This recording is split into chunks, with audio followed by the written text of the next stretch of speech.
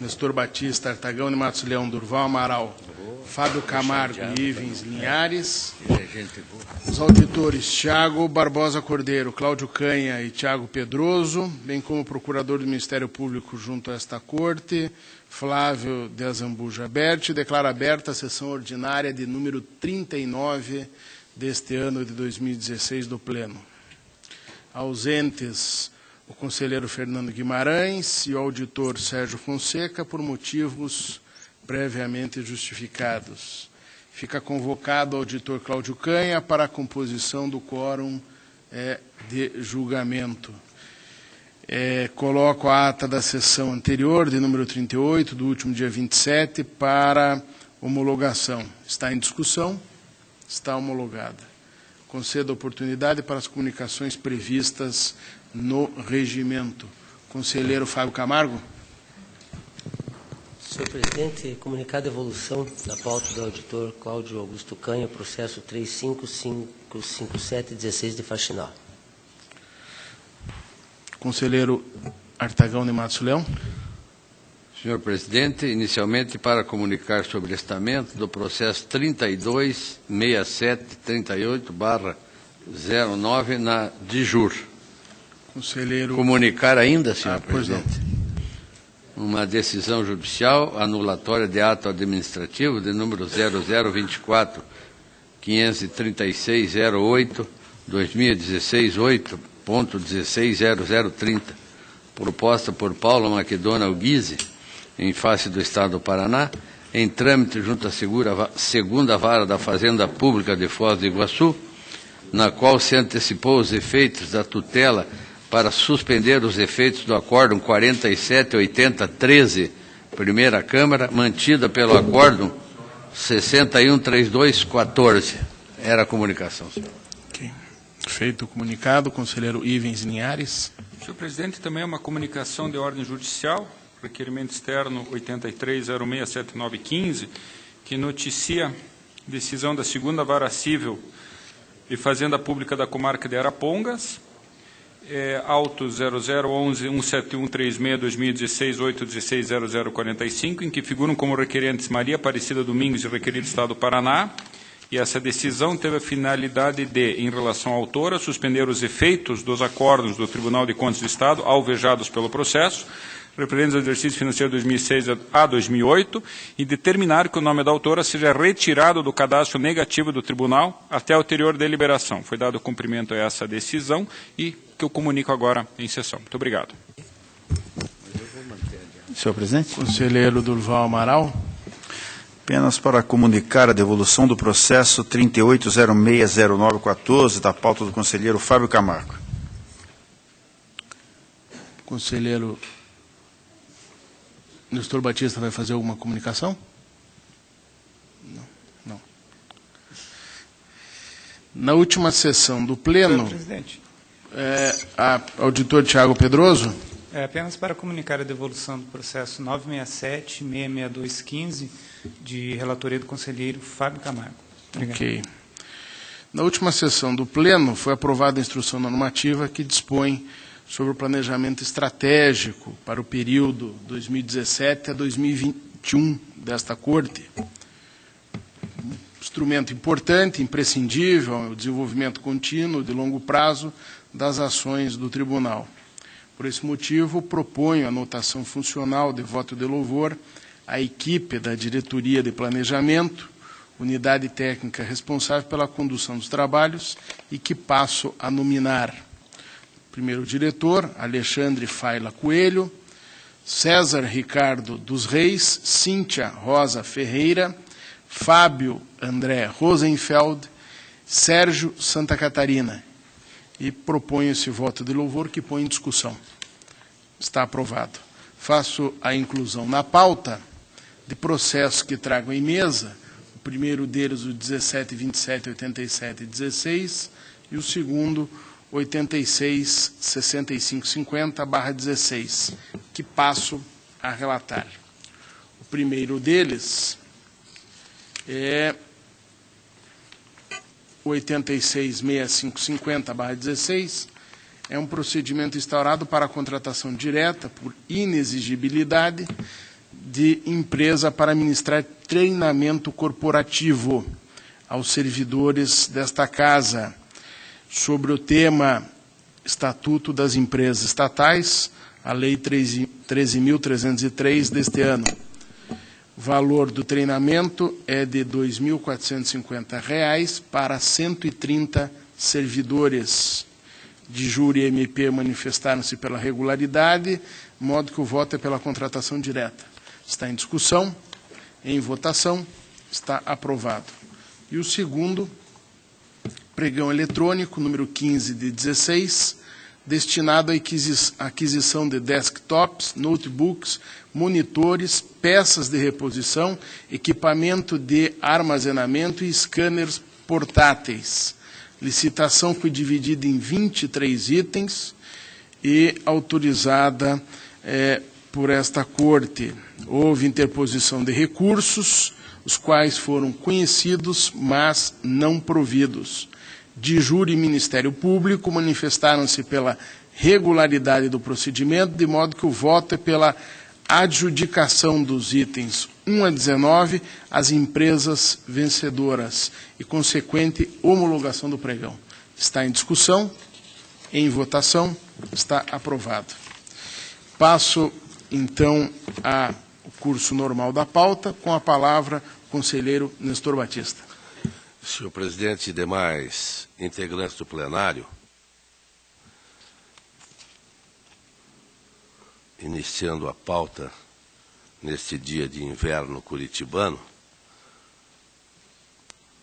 o 686-2516, Fundo Especial do Controle Externo do Tribunal de Contas do Estado, 2016, janeiro, a Diretoria de Finanças manifestou-se, também a Coordenadoria de Fiscalização Estadual, a Controladoria Interna, Ministério Público, e todos opinaram pela regularidade.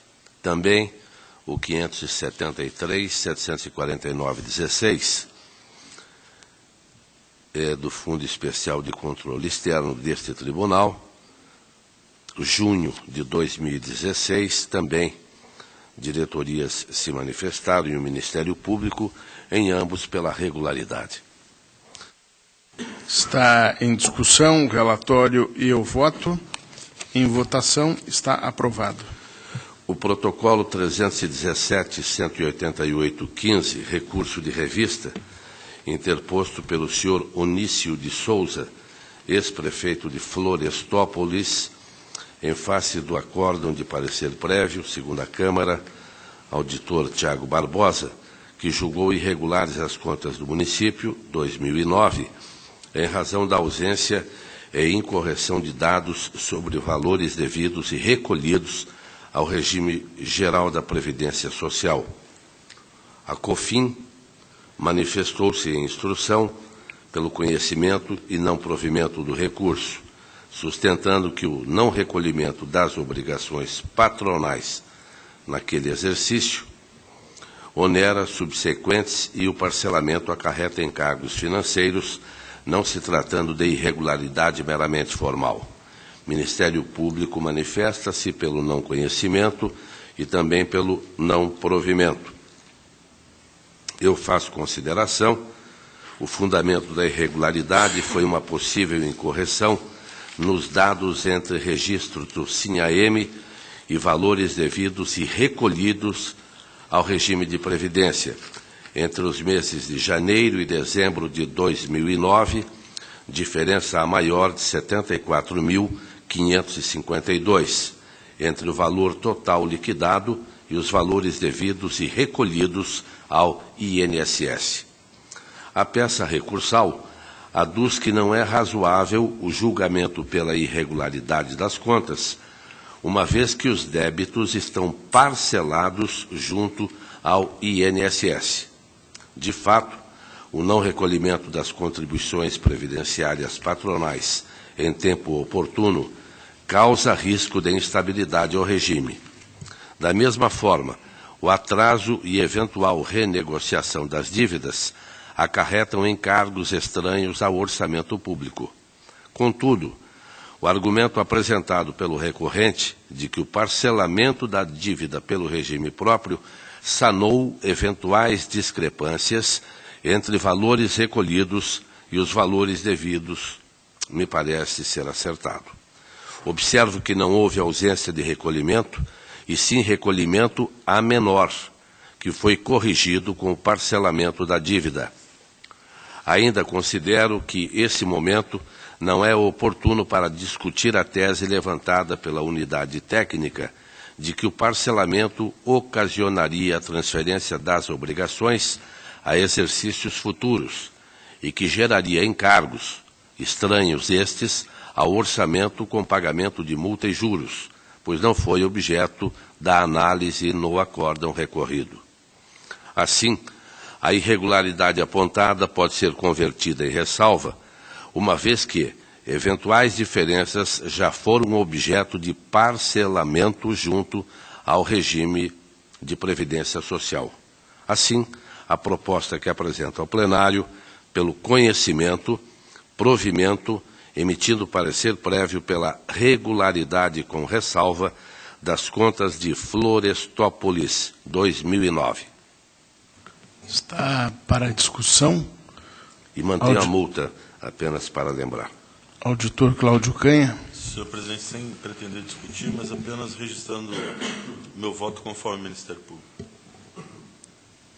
Registrado o voto de Vossa Excelência, está aprovado o voto do relator.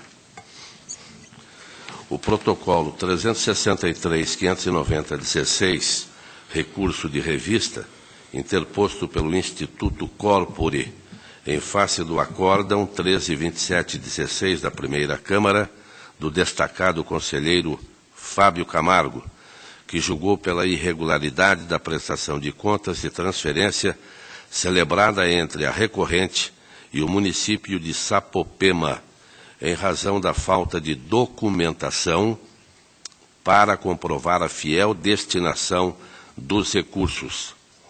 A peça recursal alega que o objetivo do convênio foi realizado, devendo ser desconsiderado pronunciamento em contrário da Secretaria de Saúde. Além disso, sustenta que não houve terceirização indevida de serviços, pois as ações realizadas no convênio fazem parte do regime jurídico próprio das OCIPs. Não haveria mandamento constitucional para vedar a contratação de agentes comunitários de saúde por termos de parceria com OCIPs. Alertou ainda que a possibilidade de enriquecimento ilícito do Estado haja vista a prestação do serviço pactuado no tempo da parceria. A Coordenadoria de Fiscalização de Transferências e Contratos faz uma extensa manifestação pelo desprovimento. Ministério Público também pelo desprovimento. Faço também argumentação, lembrando decisões anteriores deste tribunal. No caso, o próprio repassador de recursos atestou o não cumprimento dos objetivos do convênio. Volto a falar da Constituição Federal, artigo 198, parágrafo 4º, também o 198, parágrafo 5º, a Lei 11.350/06, que trata de agente comunitário. Observo, insisto, outras decisões deste tribunal e, para ser breve, pelo conhecimento e desprovimento, mantendo-se a decisão. Está em discussão o relatório voto pelo conhecimento e não provimento. Está aprovado.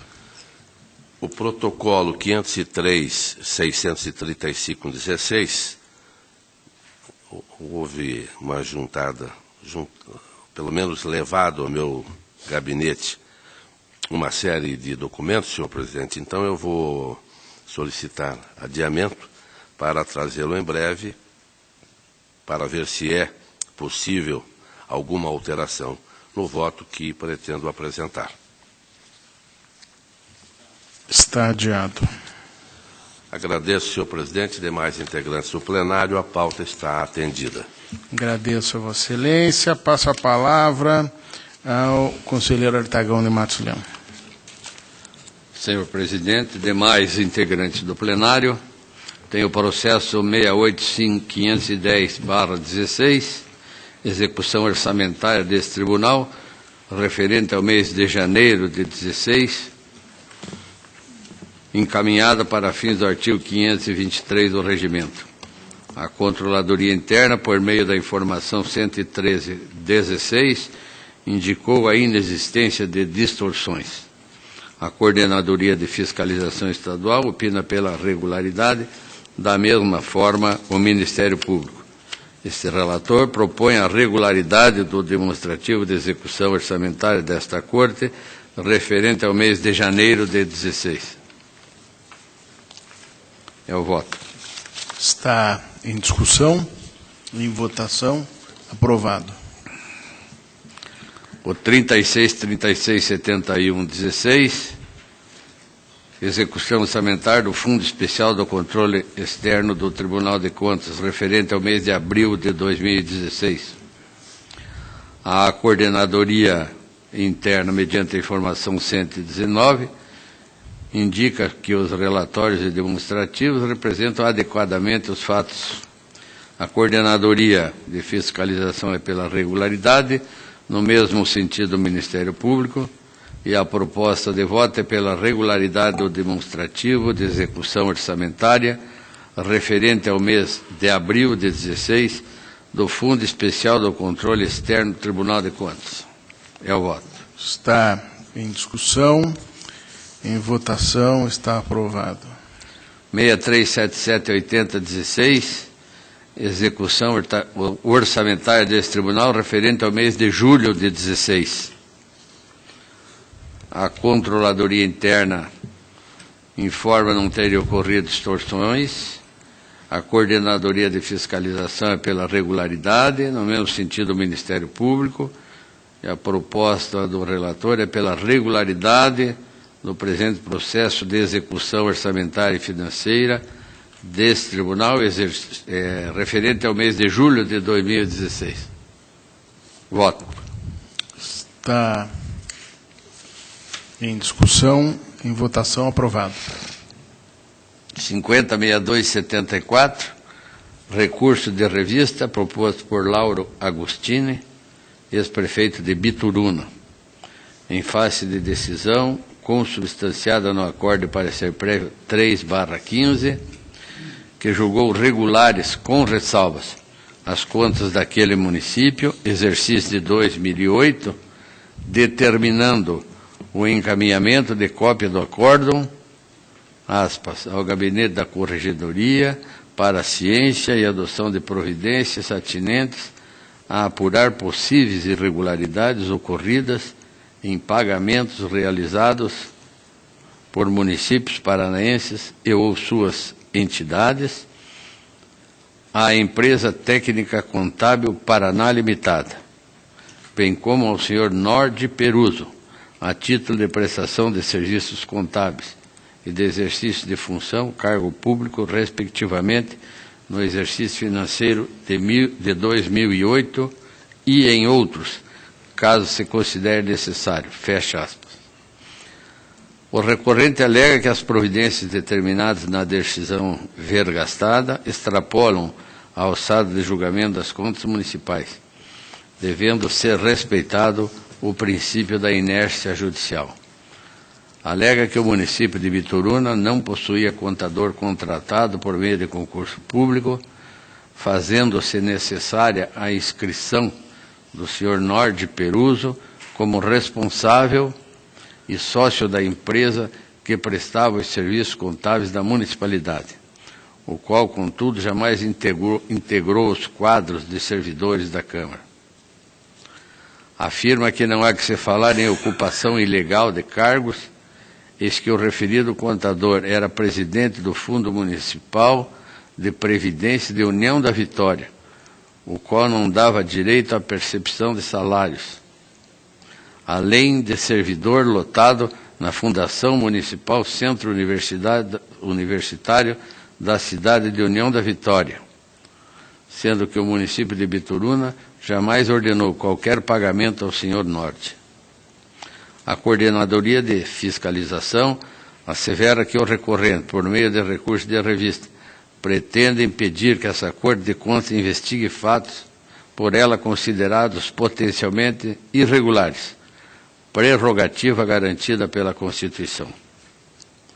Acosta ainda a relação de contratos firmados por entes municipais e estaduais com a empresa Tecopar, Técnica Contábil Paraná Limitada, bem como dos cargos ocupados pelo senhor Norte Peruso, opinando pelo não acolhimento do recurso por absoluta falta de interesse recursal.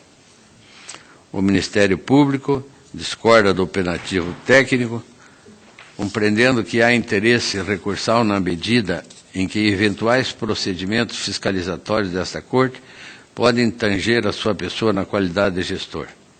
Quanto ao mérito, afirma que as alegações recursais não procedem, uma vez que esta Corte pode instaurar procedimentos próprios à fiscalização externa sem a necessidade de provocação de qualquer parte, pelo que opina pelo conhecimento e não provimento do presente recurso.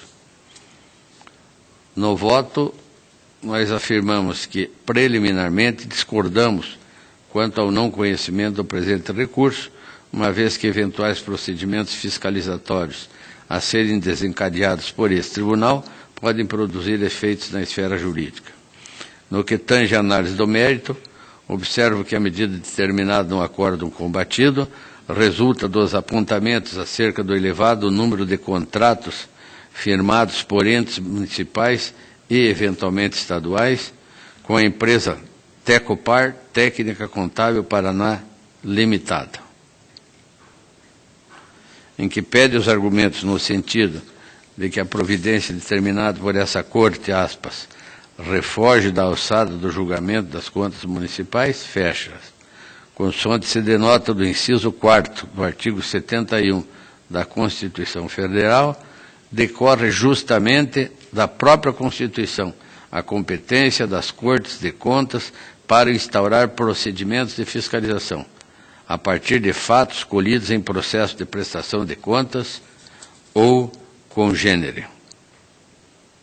Por fim, considerando que a insurgência recursal se concentra na possibilidade ou não desta Casa instaurar procedimentos de fiscalização autônomo a partir de fatos verificados em processos de prestação de contas, deixamos de analisar a documentação trazida pelo recorrente com relação ao mérito da citada determinação. Diante do exposto, acompanhando a manifestação do Ministério Público, proponho o voto pelo conhecimento do presente recurso e no mérito negar-lhe provimento. É a proposta. Está em discussão.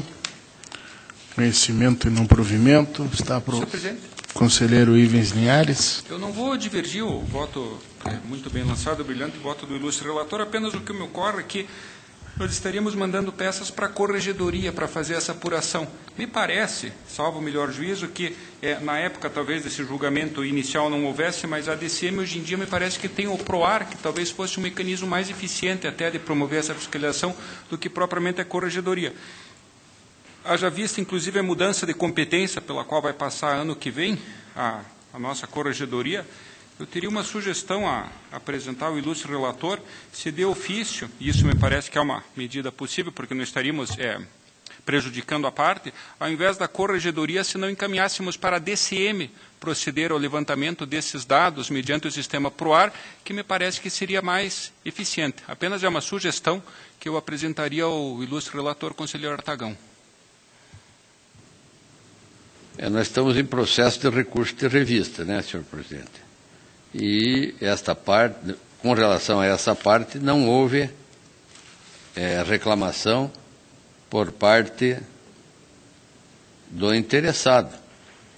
Mas, levando em consideração as novas atribuições da corregedoria para o ano. De qualquer modo, também, o ano que vem, todos os processos que estiverem na conta da corregedoria serão redistribuídos para um relator. Fatalmente, esse processo é o que irá acontecer com ele.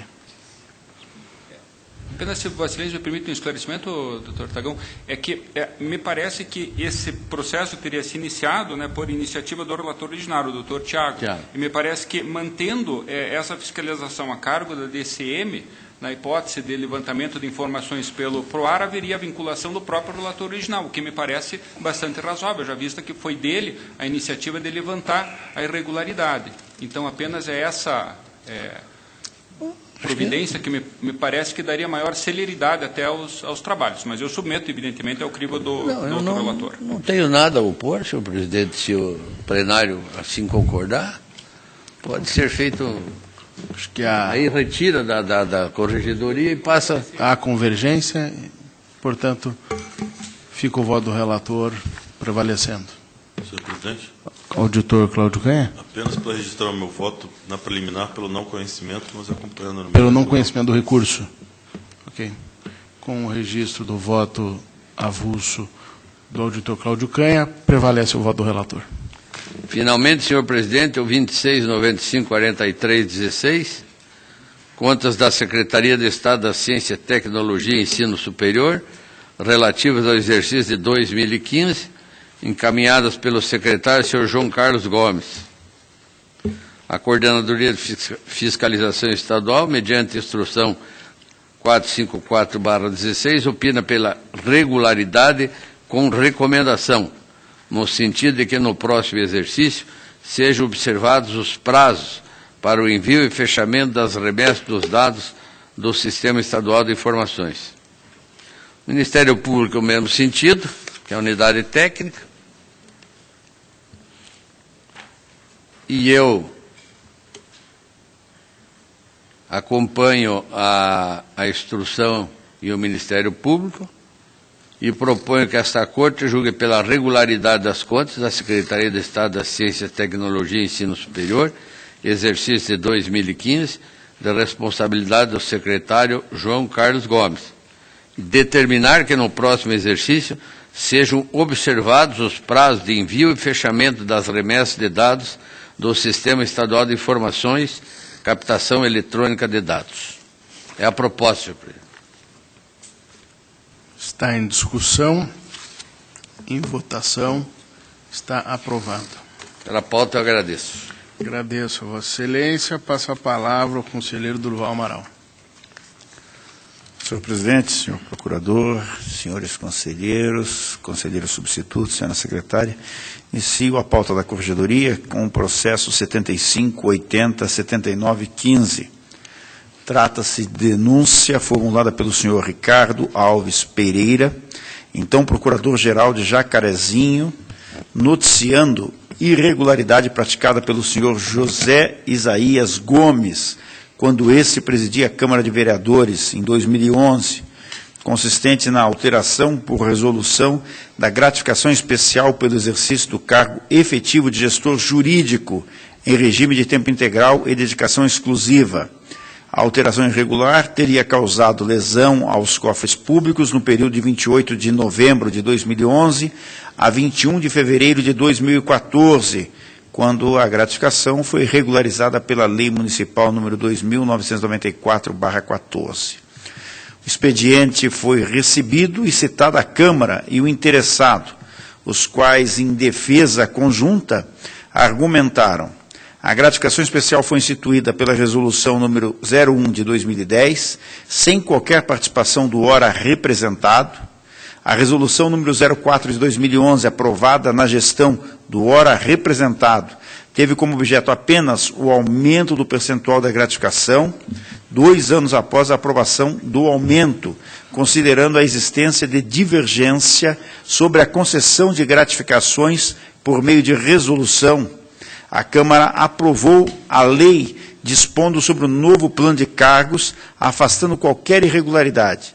O Ministério Público Estadual averiguou as mesmas irregularidades e, como houve a correção das mesmas, arquivou seu procedimento administrativo. Não houve qualquer ato de improbidade e de lesão ao erário. Eis que os servidores beneficiados exerceram as atribuições e assumiram responsabilidades respectivas. A Coordenadoria de Fiscalização de Atos de Pessoal opinou pela improcedência, arguindo a inexistência de má-fé ou qualquer ato ilegal, imoral, destacando que houve o uso de instrumento normativo equivocado para criar a gratificação e, após, aumentar seu percentual. No entanto, mesmo se utilizando instrumento normativo impróprio, o gestor público observou os trâmites legais necessários para sua criação, não tendo havido, pois, vício na elaboração das resoluções em comento. E mais, após constatado o equívoco normativo, a Câmara suspendeu o pagamento das gratificações e adotou as medidas necessárias para elaborar a competente lei municipal. O Ministério Público de Contas opinou também pela improcedência, e nesse sentido é o voto do relator pela improcedência. Antes de colocar a matéria em discussão, convoco o conselheiro Tiago Barbosa Cordeiro para a composição do quórum. Matéria em discussão. Em votação, aprovado. Processo 44.42.55.14. Trata-se de representação do Ministério Público de Contas, noticiando nepotismo, dada a nomeação pelo Poder Executivo de Irati de Ariel Roberto Komitiski, no cargo comissionado de diretor de Departamento 1, e Maria Luísa Bora Komitinsky, no cargo comissionado de diretor de Departamento 3, respectivamente, filho e nora do presidente da Câmara de Irati, senhor Hamilton Komitinsky. Os servidores interessados defenderam a regularidade de suas admissões, reconhecendo o vínculo de parentesco, mas negando o nepotismo cruzado, como fez o prefeito responsável pelas contratações. Inicialmente, a Coordenadoria de Fiscalização de Atos de Pessoal opinou pela improcedência, pois considerou inexistente o nepotismo cruzado, e pela abertura de tomada de conta extraordinária para apurar o uso indevido de cargo comissionado, arguindo que Ariel Roberto Komitinsky e Maria Luísa Bora Komitinsky não trabalhavam em regime de dedicação exclusiva e exerciam, ao que parece, funções de servidores efetivos, eis que aquele desempenhou as funções de médico, inclusive prestando atendimento a pacientes, e esta, além de trabalhar meio período, o que é incompatível com cargo em comissão, prestava atendimento odontológico aos alunos. O Ministério Público, junto ao Tribunal de Contas, opinou por esclarecimentos quanto às atribuições dos postos de diretor de departamento, bem como pela juntada de controle, dos controles e pontos relativos aos cargos. O município apresentou os esclarecimentos pertinentes e afirmou que a carga horária era de 8 horas e que o controle era feito apenas pela chefia imediata, sem qualquer registro de insuficiência ou não cumprimento de jornada. A COFAP opinou pela procedência parcial, pela caracterização do uso indevido de cargos em comissão, sugerindo multa ao gestor responsável pelas contratações. O Ministério Público, junto ao Tribunal de Contas, manifesta-se pela procedência, sugerindo a aplicação de multa, multa proporcional ao dano, devolução integral dos valores, determinação ao município para que reveja a forma de controle de ponto de frequência e para que promova a correção da Lei Municipal 1978/03, que não especifica as funções atinentes aos cargos comissionados previstos, além de comunicação ao Ministério Público Estadual. É o relatório. O voto. Assiste razão a COFAP quanto à procedência parcial. Eis que, em consonância com a jurisprudência desta Casa, não restou caracterizado o nepotismo cruzado, pois não configurada reciprocidades, segundo o exigido pelo prejulgado número 9. Por outro lado, o uso indevido de cargos em comissão ficou bastante evidente. As funções exercidas ultrapassaram a destinação constitucionalmente prevista para os cargos em comissão, quais sejam de direção, chefia e assessoramento. Eis que restou comprovado que o senhor Ariel Roberto Komitinsky e Maria Luísa Bora Komitinsky desempenharam, respectivamente, atribuições de médico e de dentista, Daí a burla à regra do concurso público, cabendo multa ao gestor, mas descabido o ressarcimento, pois não há nos autos qualquer indício de que não tenha havido o cumprimento de jornada ou não prestação de serviços. Diante do exposto, voto pela procedência parcial para aplicar ao senhor Odilon Rogério Burgati, prefeito da gestão de 2013 a 2016, a multa do artigo 87.2, letra C, da Lei Complementar Estadual 103 de 2005, pelo uso indevido de cargos comissionados, e determinar ao município que promova, em 60 dias, a adequação da Lei Municipal números 1978 de 2003, devendo nela constar as atribuições dos cargos de provimento em comissão previstos, bem como a efetiva existência de servidores subordinados a cada cargo de direção e de chefia existente, além de recomendar que reveja a forma de controle de ponto de frequência utilizado. É o relatório e voto. Senhor presidente. Está em discussão. Procurador Flávio Berti. Apenas para tentar levantar uma discussão a propósito dessa parte final da proposta de voto do conselheiro relator, doutor Durval Amaral, sobre eventuais faltas de indício de carga horária completa, eventualmente exercida nas distorções observadas no município desses cargos comissionados. Salvo engano, uma das pessoas exerceu função de dentista, o próximo disso, o outro de médico. E há menção nos autos aí de expedientes que teriam ocorrido em diversos momentos por não mais do que 4 horas diárias, o que seria incompatível com a especificação feita na normativa municipal sobre esses cargos, pelo menos do ponto de vista formal, que exigiriam 8 horas. E me parece também que há uma observação sobre a falta de um controle efetivo. Tanto é verdade que se faz a sugestão na proposta de voto do conselheiro relator para um controle formal de ponto ou de algo do gênero. Então, me parece que talvez haja base, sim, eventualmente, para se discutir a imputação da sanção de ressarcimento ao erário. Penso eu, conforme está descrito no parecer ministerial, inclusive. Obrigado, senhor presidente. Senhor presidente, eu agradeço a manifestação do doutor Flávio, sempre muito ponderado, mas na dúvida, e a dúvida persiste justamente que não há comprovação efetiva nos autos de que eles cumpriam uma jornada de trabalho a menor, então não se tem essa demonstração formal de não cumprimento da jornada de trabalho. Então, na dúvida, eu optei para sancionar, efetivamente, multar o prefeito municipal e desobrigando a devolução de recursos, porque não se tendo a certeza, não se justificaria efetivamente determinar a devolução desse recurso, razão pela qual mantenho a minha proposta. Não havendo mais quem queira discutir, está em votação, está aprovado.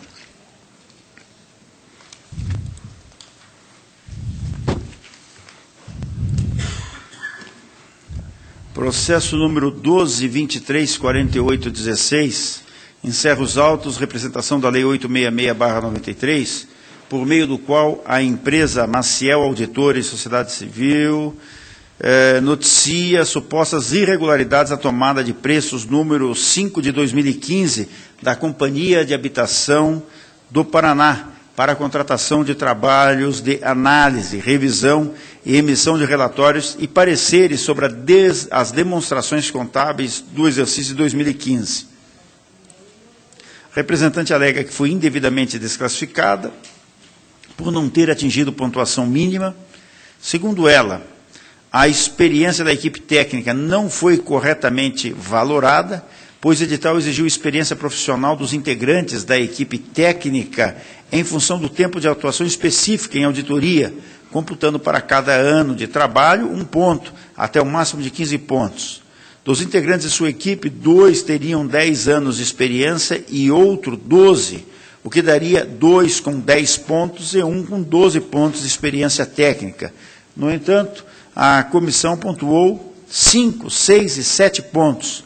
Ainda aponta equívoco na pontuação técnica atendente ao enfoque metodológico e plano de trabalho que teria computado nota abaixo da merecida. Citada a Coapar, o senhor Abelardo Lupion Melo, diretor-presidente, e a senhora Elizabeth Maria Baceto, presidente da Comissão de Licitação, que, em defesa conjunta, aduziram que, no quesito, entre aspas, experiência da empresa de auditoria, fecha aspas, a representante obteve a nota máxima. No quesito, entre aspas, experiência da equipe técnica, a representante obteve 6 pontos, sendo regra do edital que, quando da apresentação de contratos ou carteiras de trabalho, deveria ser necessariamente apresentado atestado confirmando a prestação dos serviços. No quesito, entre aspas, enfoque metodológico e plano de trabalho, fecha aspas, a representante atingiu a pontuação de 8,6. As licitantes, entre aspas, Maciel Auditores SS, EPP, fecha aspas, e abre aspas, Maser Auditores Independentes, Sociedade Simples, fecha aspas, foram desclassificados por não terem atingido o total de 22,50 pontos, pontuação mínima para a classificação, ou seja, 50% do número máximo de pontos possíveis de serem obtidos, em virtude de terem obtido as notas equivalentes a 19,27 e 16,53 pontos, respectivamente. Os serviços já foram contratados e estão sendo executados pela empresa vencedora da licitação. A empresa Maciel Auditores, ao computar a experiência dos seus profissionais, o fez com base em anotações na carteira de trabalho e previdência social e em contratos sociais da empresa, ignorando a apresentação dos atestados exigidos pelo edital. A segunda inspetoria opinou pela procedência da representação com determinações. A Coordenadoria de Fiscalização Estadual, a seu turno, opinou pela improcedência, arguindo que a representante não comprovou, por intermédio de atestados, a totalidade do prazo de experiência, pois o edital estabelecia que na apresentação de contratos e carteiras de trabalho para fins de demonstração da experiência deveriam vir acompanhados de atestados ratificando a prestação dos serviços, ou seja, eventuais períodos desacompanhados de atestados não poderiam ser considerados. Portanto, apesar de haver comprovação de período com vínculo empregatício, tal período não pode ser computado para fins de experiência, pois desacompanhada do respectivo atestado, o que violaria o edital. Quanto à pontuação no enfoque metodológico e plano de trabalho, o argumento da representante não abrangeu todo o contexto do julgamento, mostrando-se razoável a nota obtida. No entanto, a COFI corrobora com a inspetoria, no sentido de que o julgamento de propostas não pode conter termos genéricos, eis que isso proporciona um subjetivismo, sujeitando-se o resultado a uma necessária interpretação, o que não condiz com o princípio do julgamento objetivo, sugerindo a recomendação. O Ministério Público de Contas acompanhou a unidade pela improcedência com a adoção das medidas sugeridas pela segunda Inspetoria de Controle Externo como recomendações. É o relatório. É nesse sentido é o voto pela improcedência, mas recomendando à Coapar que se abstenha de empregar termos vagos e genéricos no julgamento de propostas técnicas. É a proposta. Está em discussão o relatório e o voto. Está em votação. Está aprovado. Encerrada a pauta da Corregedoria, passo ao processo número 2016-4110. Tratam os presentes autos de tomada de contas extraordinária, instaurada por força do Acórdão 6614 da Primeira Câmara, de minha relatoria, para apuração dos valores indevidamente pagos à servidora no período entre a concessão do ato e a efetiva suspensão do pagamento do benefício de aposentadoria em razão de sua revogação, apurando-se no expediente específico o montante dos valores e respectivas responsabilidades. Ressalto que foi concedida inicialmente a aposentadoria voluntária à servidora Noeli da Aparecida de Quadros, através da resolução número 10.203 de 2010, tendo a documentação sido encaminhada a esta Corte para fins de registro. Durante a instrução do processo, foi constatado erro na averbação de tempo de contribuição utilizado para a aposentadoria, e após diligências ao órgão previdenciário estadual, apontando a impropriedade, a Paraná Previdência comunicou a exclusão do tempo equivocadamente averbado e utilizado para a inativação, bem como a revogação do ato de aposentadoria, com o consequente retorno da servidora à atividade em 18 de fevereiro de 2013. Diante de eventual prejuízo ao Fundo Financeiro da Paraná Previdência, em decorrência dos valores indevidamente pagos à servidora por aproximadamente 35 meses, desde a concessão do ato até a definitiva suspensão do pagamento do benefício em razão de sua revogação, período em que não houve a correspondente prestação de serviço, o acordo número 6614 da primeira Câmara converteu o feito na presente tomada de contas extraordinária para apuração do montante expendido e das responsabilidades. Procedida a reautuação, o processo foi encaminhado à DICAP para individualização dos agentes responsáveis pelos atos que culminaram na concessão indevida da aposentadoria. Antes de proceder à análise das defesas apresentadas, a DICAP solicitou informações ao órgão previdenciário sobre as providências adotadas no caso em tela, tendo a Paraná Previdência noticiado que a aposentadoria da servidora, com proventos integrais compostos unicamente pelo vencimento básico e o adicional por tempo de serviço, foi cancelada e a servidora retornou à atividade. Diante do não recebimento de qualquer vantagem a mais do que recebia antes da inativação, segundo o órgão previdenciário, não houve prejuízo ao fundo financeiro, e tampouco a necessidade de cobrança de qualquer valor da servidora, a quem atribui boa-fé, que, no seu entender, deve ser estendida aos técnicos e à secretária de Estado, que subscreveu o ato concessório do benefício. O Ministério Público de Contas manifestou-se, entendendo que, para se aferir a adequada responsabilidade dos agentes públicos e demais envolvidos na elaboração do ato, necessária a inclusão e citação de outros agentes. Em relação aos contraditórios apresentados e às informações prestadas pela Paraná Previdência, a unidade técnica divergiu do entendimento de que não houve prejuízo ao erário, uma vez que a servidora aposentada irregularmente recebeu por aproximadamente 35 meses os proventos sem prestar serviços, tendo o Estado do Paraná deixado de ter a contraprestação pela remuneração paga. Quanto às responsabilidades, a unidade técnica eximiu a servidora Noeli da Aparecida de Quadros de qualquer responsabilidade pela devolução de valores em razão da boa-fé presumida da mesma.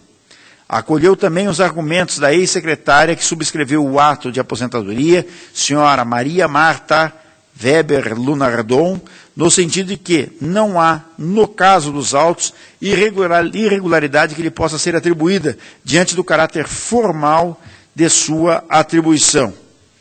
Excluiu as responsabilidades do senhor Jorge Sebastião de Bem, que tomou posse na Paraná Previdência 21 dias antes do retorno da servidora à atividade, e de Sueli Raz e Edson Vassen, que assumiram seus cargos quando a servidora já havia retornado às suas atividades. Afastou a responsabilidade de Ademir Fernandes Cleto, que, ainda que tenha extrapolado o prazo, tomou as medidas cabíveis. Do mesmo modo, excluiu as responsabilidades das servidoras Soraya da Costa Lemos, Andréia B. de Oliveira e Patrícia Sabadim, pela emissão do ato de inativação, já que, agindo de boa-fé e com base na documentação apresentada, sua atuação foi restrita à emissão de parecer jurídico favorável à inativação. A DICAP opinou, ao final, pela responsabilização e aplicação de multa administrativa multa administrativa ao senhor Mauro Ribeiro Borges, que estava à frente da diretoria jurídica da Paraná Previdência, quando da emissão do ato de aposentadoria, bem como ao senhor Munir Caran e à senhora Rosane Fonseca, diretor-presidente e diretora de Previdência à época, respectivamente, pela emissão de ato de inativação com base em tempo de contribuição contado em dobro e pela responsabilização e aplicação de multa ao senhor Jaime de Azevedo Lima e Alexandre Modesto Cordeiro, ex-diretor-presidente e ex-diretor de Previdência, em razão do retardamento ao atingimento de diligência solicitada por esta Corte de Contas. Contudo, deixou de aplicar sanção de restituição de valores, já que não restou caracterizada a má-fé da servidora, nem qualquer forma de locupletamento por parte dos gestores envolvidos. O Ministério Público de Contas acolheu as conclusões da COFAP, afastando a necessidade de ressarcimento de valores por entender que o pagamento irregular decorreu muito mais de falhas internas na gestão da Paraná Previdência do que da atuação individual de seus agentes. Assim, ainda que, por fundamento diverso daquele suscitado pela unidade técnica, o Ministério Público de Contas, excepcionalmente, entendeu possível afastar a responsabilização dos agentes pelo ressarcimento, aplicando-se as multas administrativas sugeridas pelo órgão técnico. É o relatório. O voto.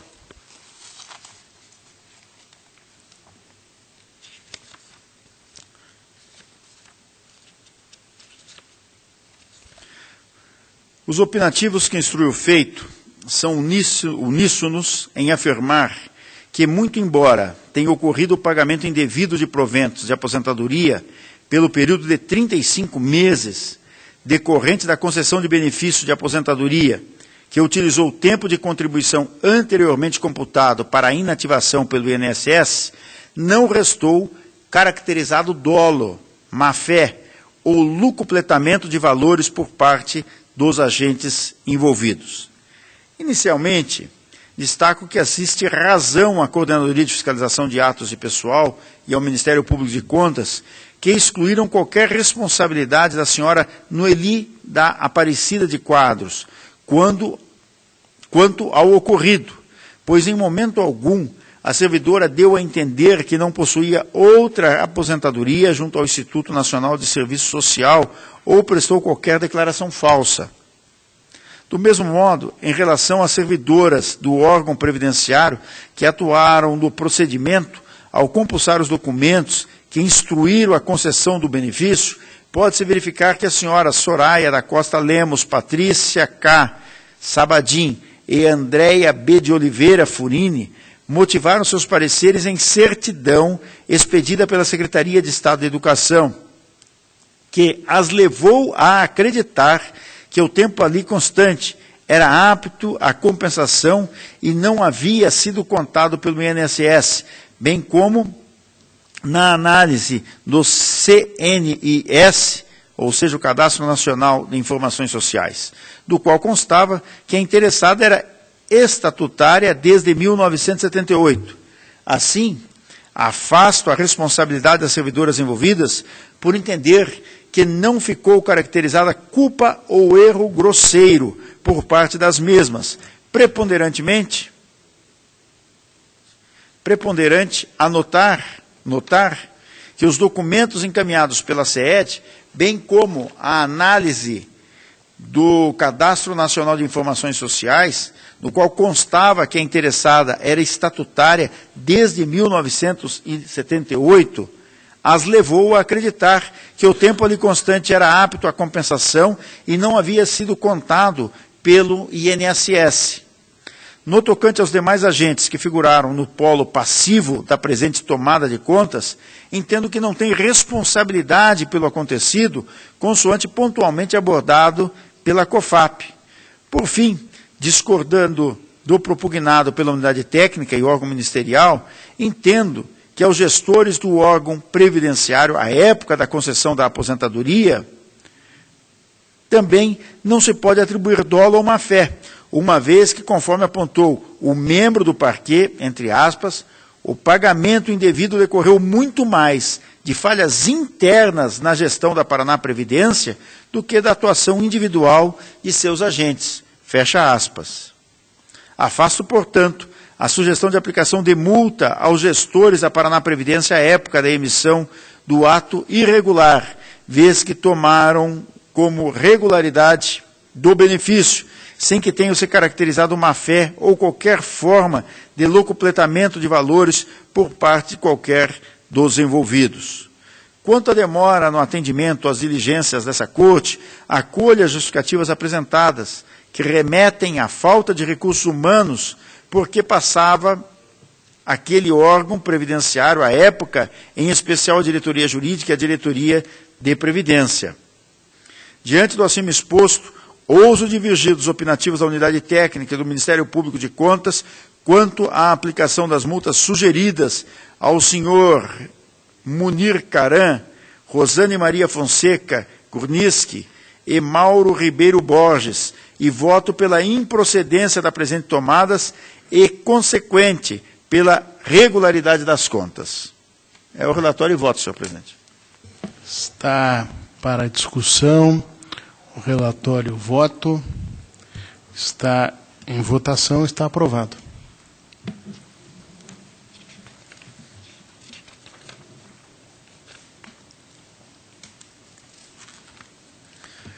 Processo 79, 72, 44, 15, trata-se de recurso de revista interposto por João Carlos. Conselheiro Fábio Camargo, pela ordem. Declarar minha suspeição. Suspeito, Vossa Excelência. Está convocado o auditor Tiago Pedroso.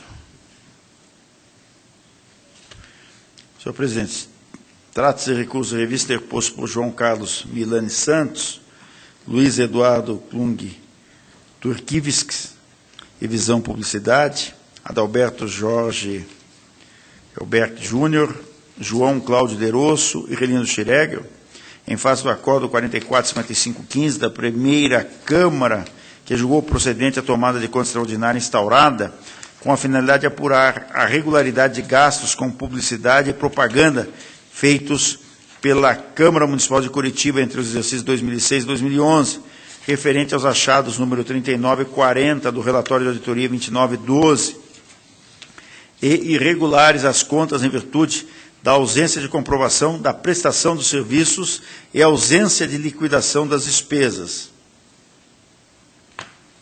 O acórdão recorrido, ao final, condenou os responsáveis ao pagamento de multas administrativas e à restituição solidária de recursos, inclusão de nomes no rol de agentes públicos com contas julgadas irregulares, declaração de inidoneidade para o fim de inabilitação para o exercício de cargo em comissão e de contratação com o poder público, bem como encaminhamento de cópias ao Ministério Público Estadual. Analisando individualmente cada recurso, temos que o senhor João Carlos Milani Santos alega, em suma, que foi incluído nos presentes autos por ter exercido o cargo de diretor do Departamento de Administração e Finanças no período de maio de 2010 a dezembro de 2011 e que sua condenação ocorreu indevidamente. Conforme consignado na instrução, observa-se que, diversamente do alegado pelo recorrente, era sua atribuição como diretor do Departamento de Administração e Finanças certificar de que os serviços haviam sido prestados de acordo com o contrato e as normas legais, contribuindo para a materialização dos danos apurados na tomada de contas, não havendo mácula na decisão exarada.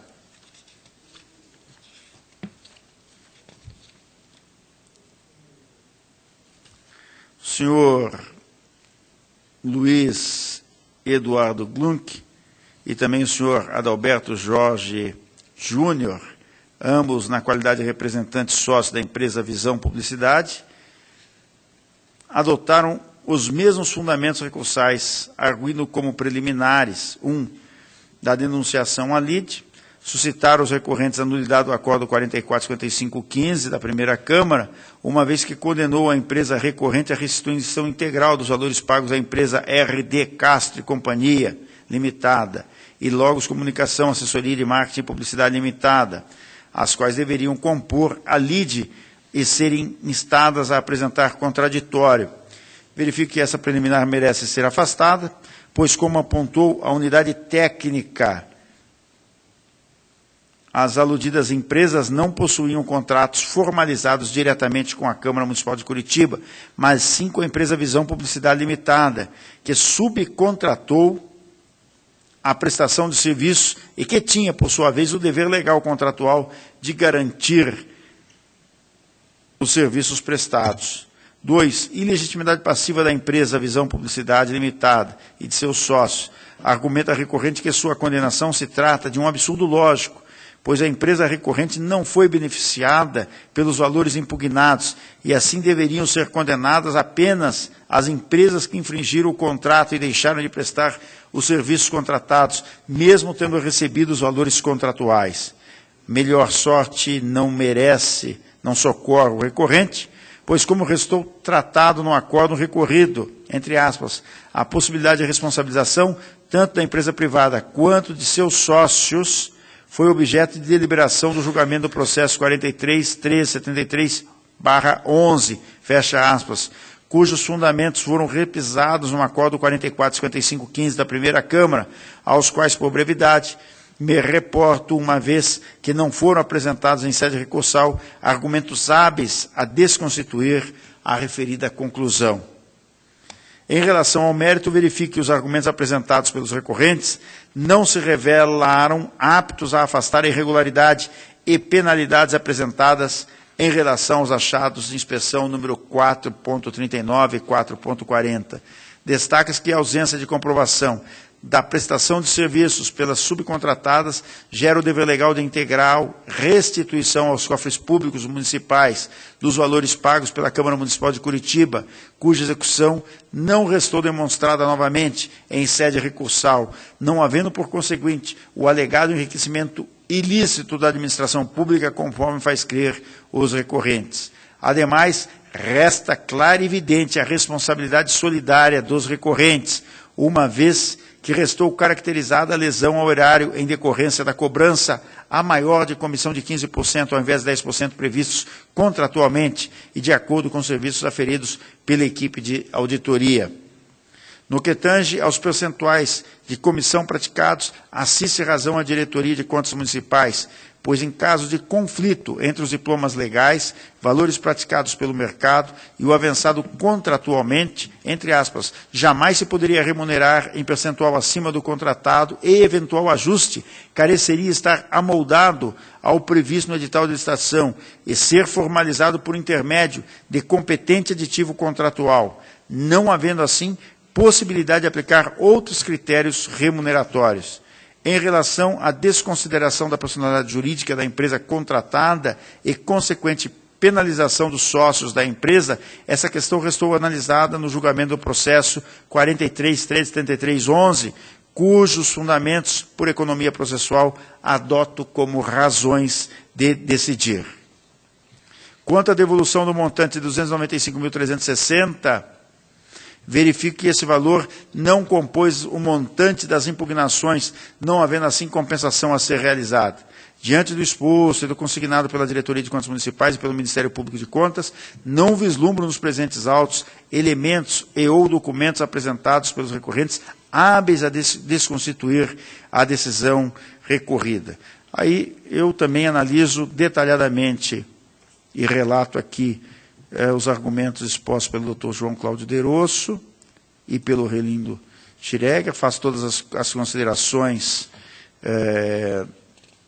das diretorias dessa casa e dos pareceres do Ministério Público e vou concluir ao final, por todo o que foi exposto, e bem está fundamentado no voto. Diante de todo exposto, analisando os recursos interpostos às peças 103, 105 e 107 e 109, em concordância com os opinativos uníssonos constantes dos autos, voto pelo conhecimento dos 4 protocolados recursais para, no mérito, negar-lhes provimento, mantendo na íntegra o Acórdão 2143/15, com as modificações fixadas pelo Acórdão 4455/15 da primeira Câmara. É o relatório e voto. Está para discutir. Está em votação. Está aprovado.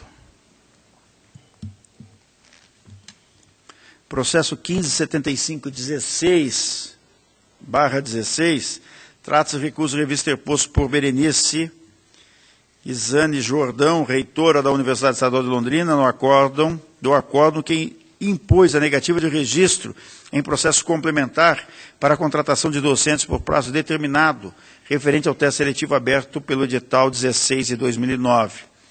Em sua manifestação, a recorrente alega, em síntese, que ocorreu nulidade da decisão por cerceamento de defesa, uma vez que o ente não foi intimado após a manifestação do Ministério Público junto a essa corte, que opinou pela negativa de registro das admissões.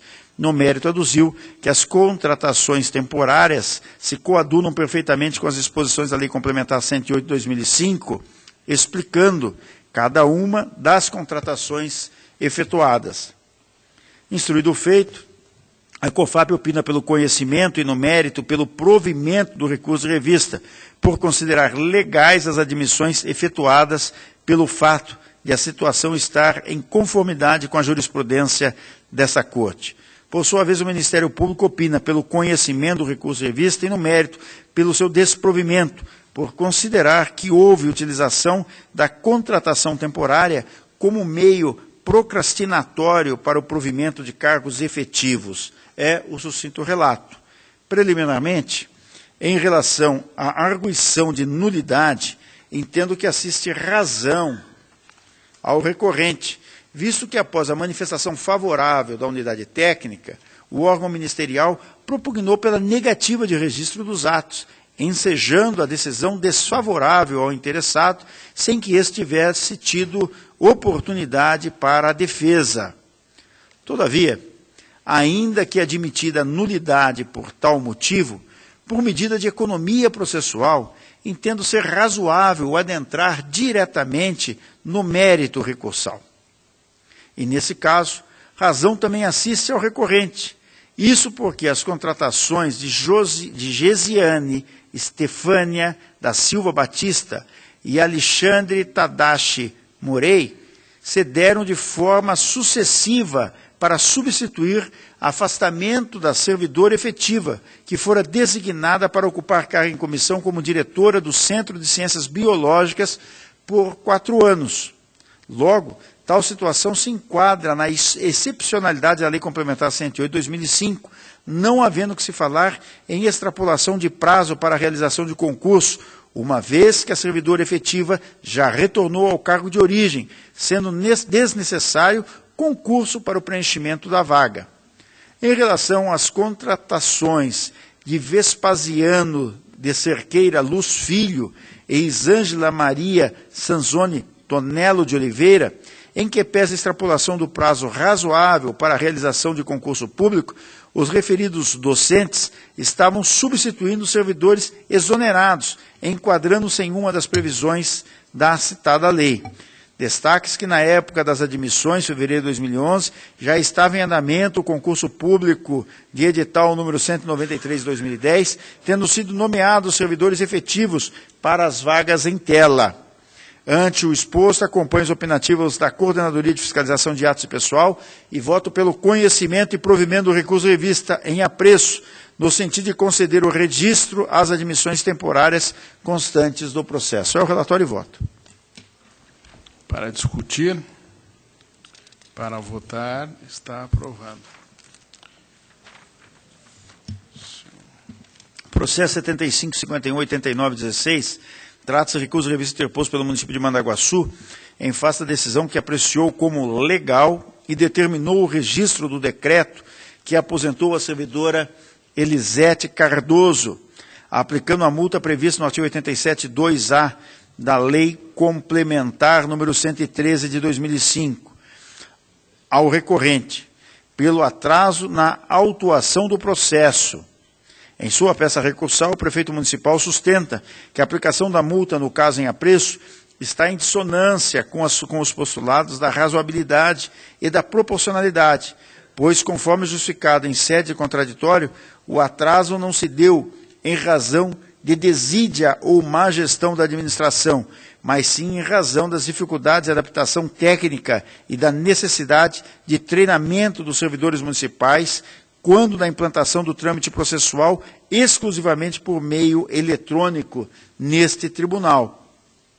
A COFAP entendeu que o recurso merece provimento, pois é sabido que a implantação do processo eletrônico e do SIAP, em meados de 2014, gerou e ainda gera razoáveis dificuldades aos jurisdicionados.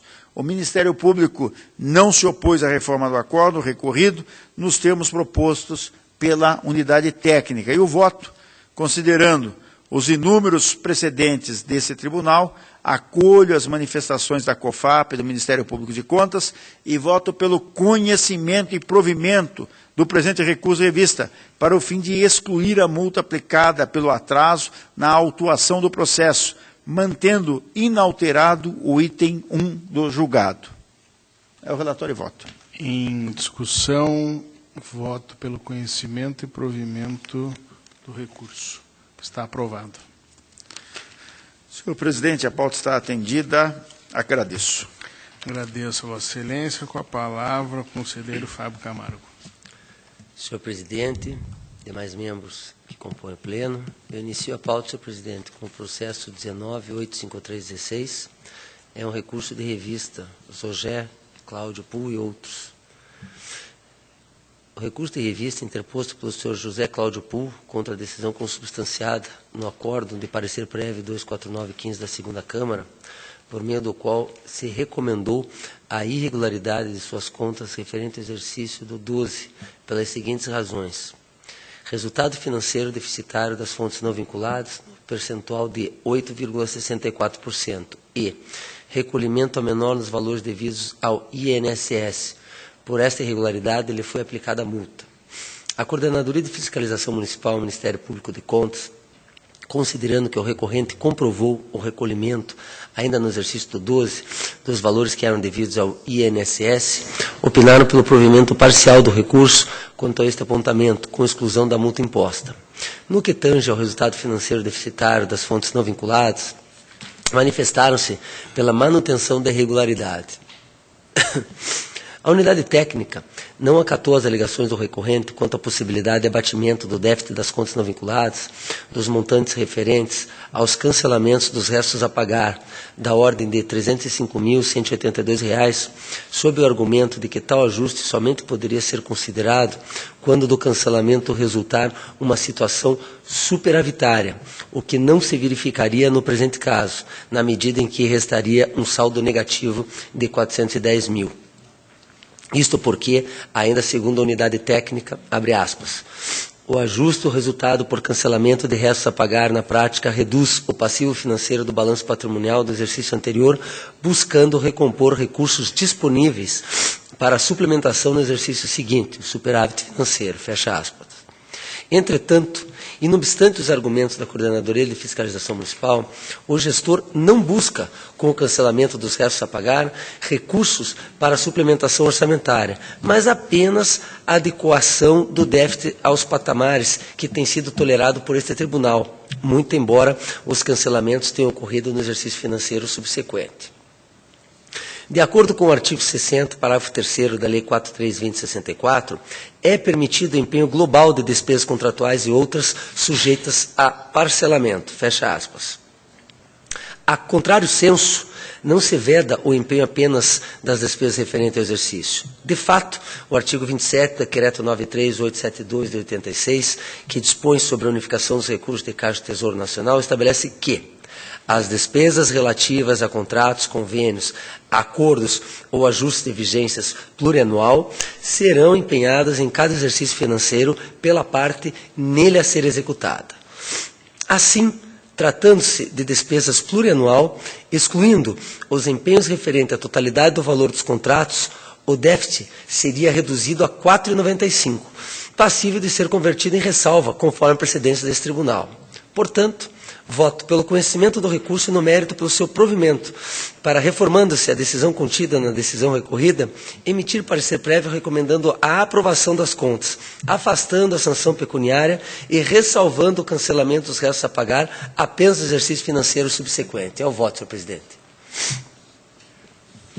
Está em discussão o relatório e o voto. Auditor Cláudio Canha. Apenas para registrar o meu voto na preliminar pelo não conhecimento. Pelo não conhecimento do recurso. Pelo não conhecimento do recurso. E no mérito pela regularidade plena das contas. No mérito pela regularidade. Então, prevalece o voto do relator. O próximo processo é o 92.810.16, é um recurso de revista Edilson Clementino Hart, Câmara Municipal de Céu Azul. É um recurso de revista interposto pela Câmara Municipal de Céu Azul e pelo senhor Edilson Clementino Hart, por meio do qual se pretende desconstituir a decisão contida no Acórdão 229/16 da segunda Câmara, que julgou irregulares as contas em razão da contratação de empresas para a prestação de serviço de assessoria administrativa e contábil, respectivamente contratação de Basso e Gomes Limitada, achado número 3, e a contratação da Brasil Sul Assessoria, Planejamento e Gestão Pública, achado 4, aplicando ao gestor multa e condenando-o a ressarcir os valores pagos pela contratação e determinando à Câmara Municipal que rescinda os contratos, além de outros que possuem objetos similares aos indicados pelos achados. A Coordenadoria de Fiscalização Municipal e o Ministério Público de Contas manifestaram pelo provimento do recurso. Eu voto pelo conhecimento e, no mérito, pelo provimento parcial do recurso de revista, para, reformando-se a decisão contida no Acórdão 229/16 da segunda Câmara, julgar as contas regulares, ressalvando a inobservância do prejulgado 6, afastando a aplicação da multa e a condenação ao ressarcimento dos valores pagos às empresas contratadas. Considerando a notícia de que as contratações ora impugnadas foram rescindidas em 13, afasto as determinações para a instauração de tomada de conta extraordinária e para a rescisão dos contratos celebrados com Basso e Gomes Limitados, com a Brasil Sul Assessoria, Planejamento e Gestão Limitada, a que se refere, respectivamente, os itens 7 e 9b do acórdão recorrido, senhor presidente. Está em discussão, em votação, aprovado. Senhor presidente, pela ordem. Conselheiro Nestor Eu Batista. apenas quero registrar, mantendo a decisão anterior. Então, pelo improvimento Perfeito. do recurso. Não havendo mais quem queira acompanhar a divergência, prevalece o voto do relator. Processo 446.410.16 é um recurso de revista Fábio de Oliveira D'Alessio e outros. É um recurso de revista interposto pelo senhor Fábio de Oliveira D'Alessio em face do Acórdão 17.4416 da primeira Câmara, que julgou parcialmente procedente o relatório da auditoria para aplicar ao recorrente multa em razão das concessões de uso dos galpões industriais em desacordo com o disposto pelo artigo 17 da Lei 8666 de 93. A Coordenadoria de Fiscalização de Obras Públicas e o Ministério Público de Contas se manifestaram pelo não provimento do recurso. Afasto a preliminar de nulidade da citação do recorrente, pois, conforme já decidido pelo acórdão recorrido, ele foi devidamente citado no endereço constante do cadastro do Tribunal de Contas. Além disso, ele se manifestou nos autos em 22/9/15, ou seja, 7 meses antes do julgamento do processo que ocorreu em 26/4/16. Quanto ao mérito, conforme destacou a unidade técnica, a norma geral de licitação determinou como regra a concessão de direito real de uso de imóveis da administração pública, a realização de licitação na modalidade concorrência. Portanto, a alegação do recorrente de não necessidade do processo de licitação para a concessão dos imóveis não merece prosperar, pois, à época, a regra geral instituída na lei de licitação. Diante da obrigatoriedade da realização de processo licitatório para a concessão de direito real de uso dos galpões industriais, voto pelo conhecimento e no mérito pelo não provimento do recurso de revista, senhor presidente. Está em discussão o relatório e o voto pelo não provimento. Está aprovado. O próximo processo é 84.235.12, um recurso de revisão Delmar José Pimentel Joselito Canto, município de Ponta Grossa. É um recurso de revisão da decisão proferida em recurso de revista que manteve a irregularidade das contas do Poder Executivo e do Poder Legislativo referente ao exercício de 2000. A Coordenadoria de Fiscalização Municipal e o Ministério Público de Contas manifestam-se pelo não provimento dos recursos. Preliminarmente, deixo de acolher a petição do senhor Joselito Canto, uma vez que tal medida somente foi providenciada pelo gestor depois de decorrido quase 3 anos do último ato processual, às vésperas do julgamento das contas.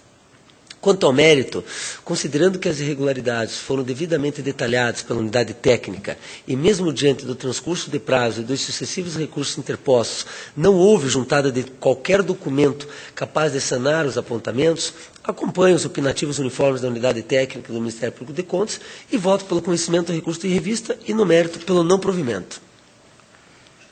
Está em discussão o relatório, o voto pelo não provimento. Está aprovado. Próximo processo é o 327799916, é um recurso de revisão.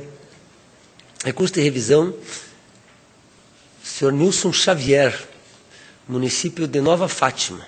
Recurso de revisão de decisão proferida em recurso de revista, que manteve a decisão proferida em sede de tomada de contas extraordinária, que julgou irregulares as contas do recorrente, prefeito do município de Nova Fátima, por não haver comprovado o cumprimento de decisão desse tribunal. A Coordenadoria de Fiscalização de Gasto Pessoal, Ministério Público de Contas, manifestaram-se pelo não conhecimento do recurso e, sucessivamente, pelo não provimento. Preliminarmente, conheço do recurso, com fundamento no artigo 4863 do Regimento Interno, em face da ofensa ao princípio da proporcionalidade, contido no artigo 2º, 6 da Lei 9784 de 99. Muito embora a decisão inicial, cujo descumprimento ensejou a instauração da tomada de conta extraordinária, tenha sido proferida em 4, pelo encadeamento de fatos expostos, é possível verificar que o recorrente ingressou no feito somente em dezembro do 11, ou seja, aproximadamente 1 ano antes do término do seu mandato como prefeito municipal, gestão do 9 a 12. E mesmo assim, agiu de forma a tentar dar cumprimento à decisão desse tribunal. Observo que o senhor Nilson Xavier acostou novos documentos visando demonstrar a realização de tratativas junto ao INSS para a transferência dos servidores ao regime geral de previdência social, os quais não foram considerados relevantes para a reforma da decisão. Além disso, em 10/7/13, o recorrente apresentou um decreto 141/13, publicado em 30/6/13, que anulou a pensão e as 5 aposentadorias que permaneciam na folha de pagamento do município, convocando os servidores a retornarem ao trabalho. Verifico, portanto, que resta demonstrada a boa-fé do gestor e sua iniciativa, visto que não se quedou inerte, mas procurou resolver, no curto lapso temporal que ainda lhe restava, à frente do Poder Executivo, questão que há anos se estendia sem solução. Nesse contexto, entendo que não se mostra razoável, tampouco aderente ao princípio da proporcionalidade, julgar irregulares as contas do gestor, que sequer foi responsável pela irregularidade apurada, maculando toda a sua gestão. Assim, em atendimento ao princípio da proporcionalidade, em razão das providências adotadas pelo recorrente para cumprimento da decisão desse tribunal, entendo que as contas podem ser julgadas regulares. Portanto, voto pelo conhecimento e no mérito pelo provimento do recurso de revisão, para, reformando-se a decisão consubstanciada no acordo 51943 da primeira Câmara, julgar regulares as contas do senhor Nilson Xavier, mantendo os demais termos da decisão ora recorrida. Esse é o voto, senhor presidente. Está em discussão o relatório e o voto. Auditor Cláudio Canha. Senhor presidente, eu acompanho os pareceres pela improcedência. Pela improcedência. Pelo improvimento do recurso. Pelo improvimento do recurso. Parece que a sua posição é única e, então, fica prevalecendo o voto do relator. O conselheiro Fábio Camargo continua com a palavra. Próximo processo, senhor presidente, é o 404.893.14, é um recurso de revisão. Paulo MacDonald Guise, município de Foz do Iguaçu. É um recurso de revisão de decisão proferida em recurso de revista, que manteve o juízo de irregularidade das contas do convênio celebrado entre o município de Foz do Iguaçu e a Secretaria de Estado da Criança e da Juventude, referente a exercícios financeiros de 2008 e 2011, em razão da ausência de certidões negativas de débitos específicas das obras, aplicando multa ao recorrente. A Coordenadoria de Fiscalização de Transferências e Contratos e o Ministério Público de Contas, destacando que a decisão recorrida está em consonância com a uniformização da jurisprudência número 2 e que o entendimento trazido como dissenso jurisprudencial encontra-se superado por esse tribunal, se manifestaram pelo não provimento do recurso. O recurso deve ser conhecido, porque demonstrada a divergência do entendimento no âmbito desse Tribunal de Contas, conforme precedentes consubstanciados no Acórdão 1040 do 9, do Pleno, e mais recentemente do Acordo 1050-16, também do Pleno, cujas decisões ressalvaram a ausência de certidões negativas de débito específica da obra. Afasto a responsabilidade solidária da administração pública, uma vez que o arcabouço normativo em que se baseou a uniformização de jurisprudência número 2 foram alterados e que, de acordo com o artigo 157 da Instrução Normativa 971 do 9 da Receita Federal do Brasil, diz, abre aspas, o órgão público da administração direta, a autarquia e a fundação de direito público, na contratação de obra de construção civil por empreitada total, não responde solidariamente pelas contribuições sociais previdenciárias decorrentes da execução do contrato, ressalvando o disposto no inciso 8 do artigo 152. Também destaco que, embora não se tratasse de cessão de mão de obra, o município efetuou as retenções das contribuições sociais e comprovou os recolhimentos. Portanto, acompanho os precedentes acima citados e voto pelo conhecimento do recurso de revisão e no mérito pelo seu provimento para julgar regulares as contas, afastando-se as multas impostas ao recorrente. Esse é o voto, senhor presidente. Está para discussão o voto que é pelo conhecimento e provimento do recurso? Exato. Auditor Cláudio Canha? Senhor presidente, eu vou pelo não provimento conforme o Ministério Público. E unidade técnica. Unidade técnica. Está aprovado por maioria o voto do relator.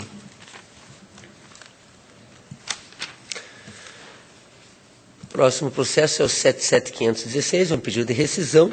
Claudinei Antônio Minchio, Companhia de Desenvolvimento de Peaberu. É um pedido de rescisão proposto pelo município de Peaberu, em face de decisão consubstanciada no Acordo 233115 do Pleno, que manteve a irregularidade das contas da Companhia de Desenvolvimento de Peaberu, referente ao exercício financeiro do 5, em razão da omissão ao dever de prestar contas, afastando a aplicação das multas ao senhor Volmar Armando Mates, tendo em vista o seu falecimento. A Coordenadoria de Fiscalização Municipal e o Ministério Público de Contas se manifestaram pelo não conhecimento do pedido e, sucessivamente, pela não procedência.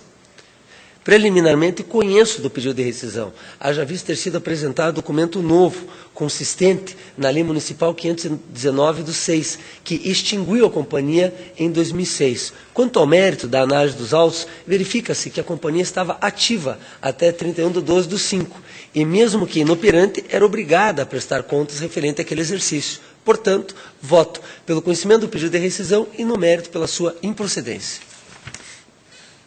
Está em discussão, relatório de voto pela improcedência. Está em votação. Está aprovado.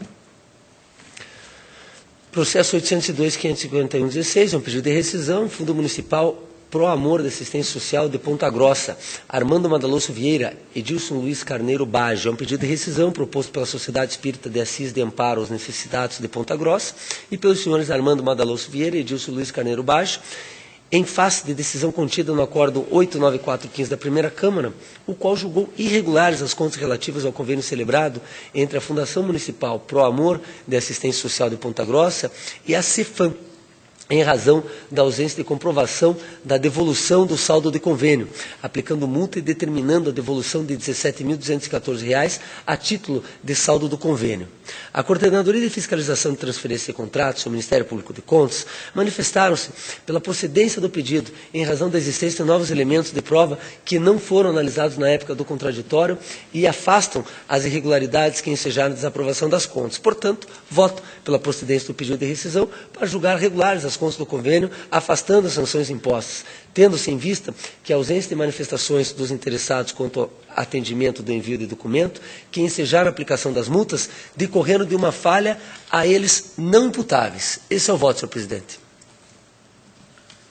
Está para discutir. Para votar, está aprovado. Por fim, o processo 372.274.14 é uma prestação de contas anual. Paulo Sérgio Wolff, Universidade Estadual do Oeste do Paraná.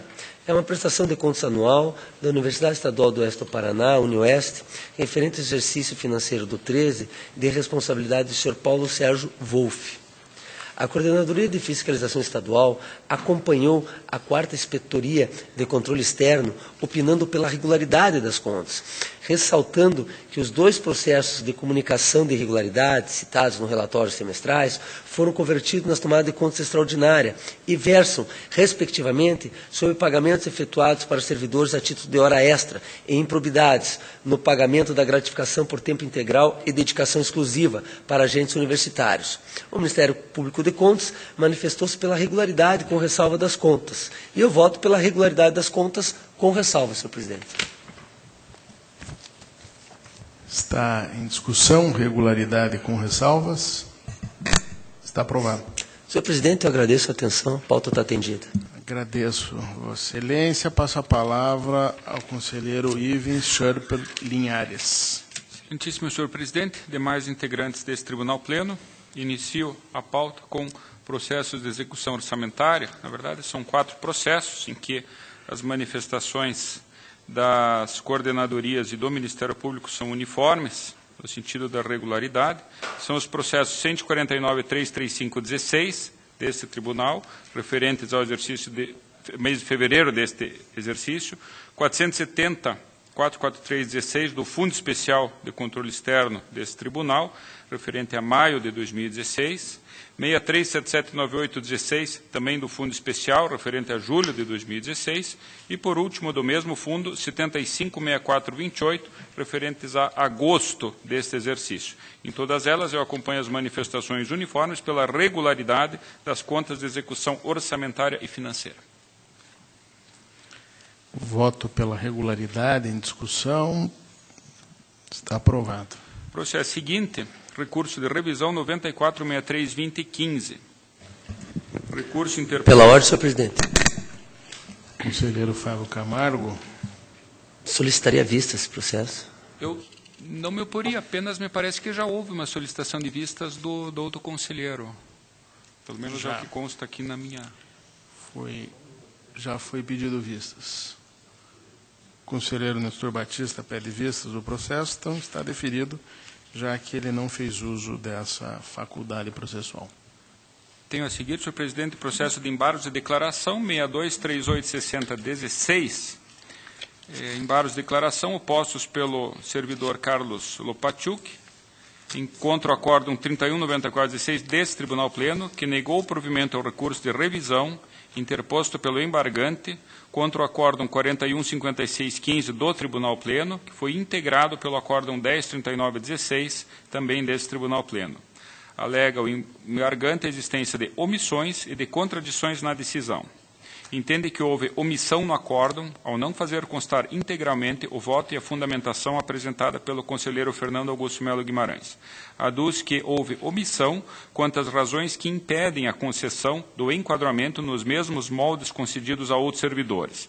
Afirma que houve a concessão de enquadramento a servidores sem avaliação de desempenho, que, em face do presente caso, implicaria ofensa à isonomia. Alega que a decisão não considerou o efeito suspensivo requerido com base no artigo 486 do Regimento Interno.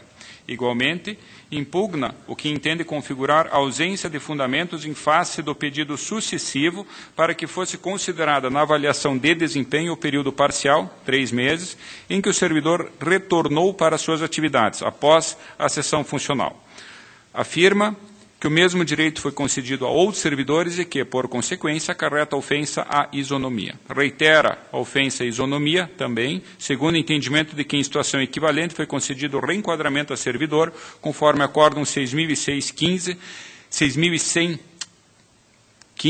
desse Tribunal Pleno. Alega que o acórdão impugnado considerou a concessão de promoção a outros servidores, mesmo em fase de cessão funcional, não restando claros os fundamentos que autorizam a diferenciação em relação ao presente caso. Defende que não foram consideradas todas as razões recursais para aproveitamento de sua avaliação de desempenho. Impugna ainda a ocorrência de omissão em razão da ausência de menção à peça 18 dos autos 49623513, em que a Diretoria de Gestão de Pessoas informa a existência de situações jurídicas equivalentes entre o embargante, o servidor Sérgio Jesus Vieira e o servidor André Maurício Teixeira da Silva. Alega que sua promoção atendeu ao artigo 155 da nossa lei orgânica, defende a aplicabilidade do reenquadramento previsto na Lei Estadual 17.423/12, impugna ainda os fundamentos da decisão que permitem concluir pela impossibilidade de aplicação do artigo 128, inciso 7º, da Lei Estadual 6.174/70 ao presente caso.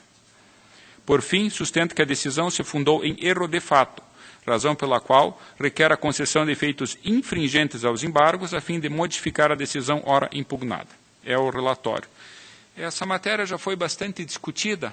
Na verdade, salvo engano, é a 4ª vez que discutimos nesse processo, mas basicamente eu conheço do recurso, evidentemente, entretanto eu entendo que não assiste razão ao ilustre embargante. Com relação à ausência do voto do conselheiro Fernando Guimarães, efetivamente houve a divergência, só que na época o ilustre conselheiro não fez uso da faculdade do artigo 458, parágrafo 2º do nosso regimento, que seria a solicitação da inclusão dos seus fundamentos, das suas razões do voto divergente no acórdão.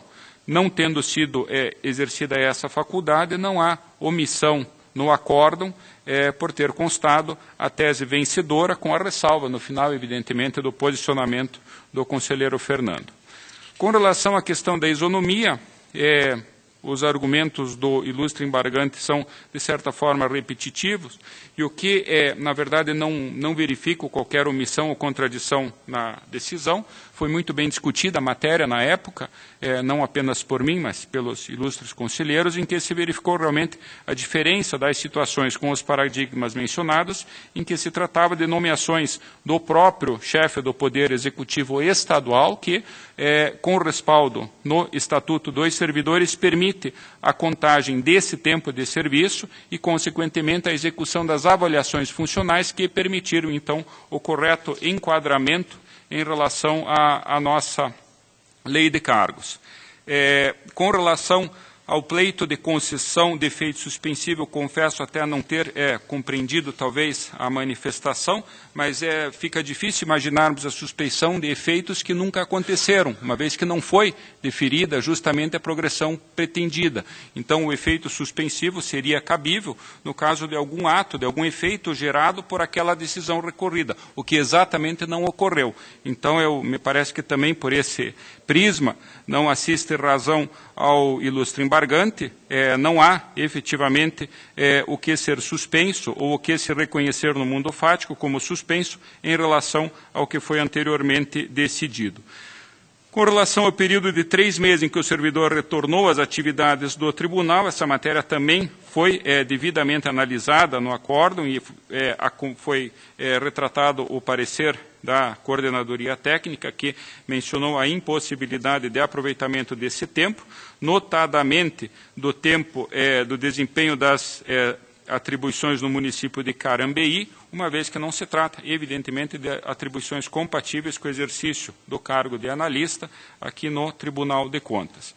Por último, quanto à aplicabilidade ao artigo 155 da Lei Complementar, é mais do que claro na decisão que a inviabilidade do reenquadramento se dá em face do artigo 18, parágrafo 2º da Lei 17.423/12, visto que faz referência expressa à necessidade de cumprimento dos requisitos do artigo 17 da Lei 15.854/2008, entre eles o alcance da média mínima na avaliação de desempenho estabelecida em resolução específica. Não há o que aclarar, já visto que não houve possibilidade de avaliação do desempenho. Esse, na verdade, foi o cerne da questão, que agora, então, novamente rebatemos. Eu ainda trago aqui um extrato do acórdão em que essa matéria foi devidamente esmiuçada, de modo que entendo que não merece provimento o recurso. Voto, portanto, pelo improvimento, mantendo-se a decisão embargada. Está em discussão, relatório, voto. Auditor Cláudio Canha. Apenas um esclarecimento ao relator. Vossa Excelência fez menção de que já seria o 4º embargo de declaração. Não, é a 4ª vez que estamos nos manifestando, que houve um pedido inicial. Eu acredito que o relator tem mais conhecimento do processo do que eu para afirmar algo que, se há vislumbre de uma atitude protelatória ou de litigância de má-fé, porque já está vigente. Não, eu não vejo. A linha H do artigo 87, que Perfeito. pode caber a multa aí de 40 unidades de FNS. Na verdade, senhores conselheiros, me parece que há uma insurgência do ilustre servidor, na verdade, com relação ao mérito, né? Ele ainda pretende fazer valer os seus argumentos com relação à possibilidade da obtenção do benefício pleiteado. Eu não vejo, em princípio, como uma medida protelatória, até porque a decisão inicial não gerou efeitos. Então, ele não estaria com isso prejudicando o andamento do tribunal, dos trabalhos do tribunal, mas sim, efetivamente, buscando, ao que me parece, uma revisão da decisão, baseando-se até nos argumentos do ilustre conselheiro Fernando. Então, embora em tese procedente à tese de Vossa Excelência, me parece que não é o caso de aplicação da nossa regra. Okay. Não havendo mais... Ainda, o conselheiro Durval acrescenta ainda, perfeitamente. Não havendo mais debate, põe em votação. Está aprovado o voto do relator. Era o que constava da minha pauta, eu agradeço. Agradeço, Vossa Excelência. Com a palavra, o auditor Cláudio Canha. Obrigado, senhor presidente. O processo que eu tenho em pauta foi o que foi me devolvido hoje pelo conselheiro Fábio Camargo, recurso de revista 35.557/16. Eu solicito adiamento regimental. Ok, está adiado. Assim, eu não tenho processo a relatar hoje. Obrigado. Auditor Tiago Cordeiro. Obrigado, senhor presidente, senhores conselheiros, auditores, senhor procurador. Eu tenho recurso de revista, processo 148.548/2015. É um recurso de revista interposto pela Organização para o Desenvolvimento Social e Cidadania, Ordesc, representado pelo senhor Luiz Fernando Martins. O recurso é contra o acórdão 44 de 2015 da primeira Câmara, que indeferiu o pedido de emissão de certidão liberatória em favor desta entidade. O recorrente sustenta que tanto ele quanto o senhor Marcos Burac, responsável pela entidade que ingressou com pedido de emissão de certidão liberatória, assumiram a direção da entidade após o senhor Paulo Roberto Ribeiro e que eles não possuem sanções pendentes de cumprimento. Alega que, inexistindo responsabilidade pessoal do gestor atual ou institucional pendente de cumprimento, o pedido comporta guarida nos termos do entendimento já afirmado por essa Corte, bem assim do que dispõe o artigo 292-A do Regimento Interno. Aponta precedentes dessa Corte, os acórdãos 5.581 de 2013 da primeira Câmara e 3.878 de 2013 da primeira Câmara, ambos de relatoria do conselheiro Ivan Bonilha, no intuito de demonstrar que, não havendo responsabilização institucional nem apenamento do gestor atual, inexistem óbices à concessão da certidão liberatória. Requer, então, o peticionário o conhecimento e provimento do recurso e o deferimento da certidão. O recurso foi conhecido pelo relator da decisão, auditor Sérgio Ricardo Valadares Fonseca. Foi para manifestações a Diretoria de Contas Municipais, pela informação 743 de 2016, considera inadmissível o recurso de revista apresentado. Segundo a unidade, a insurgência recursal não respeitou a litispendência existente com o pedido de rescisão 414-453 de 2013, tampouco a coisa julgada emanada do Acórdão 810 de 2013 da Primeira Câmara, transitado em julgado em 3 de 5 de 2013. Destaca que para o Acórdão 1784 de 2014 do Tribunal Pleno, qual julgou parcialmente procedente o pedido de rescisão do processo 414-453 de 2013, bem como para o Acórdão 6016 do Tribunal Pleno, que se deu parcial provimento ao subsequente recurso de revisão, chamou a atenção porque, ainda que em cada uma dessas oportunidades a recorrente tenha logrado algum êxito, em nenhum momento a sanção para impedimento da certidão liberatória foi afastada.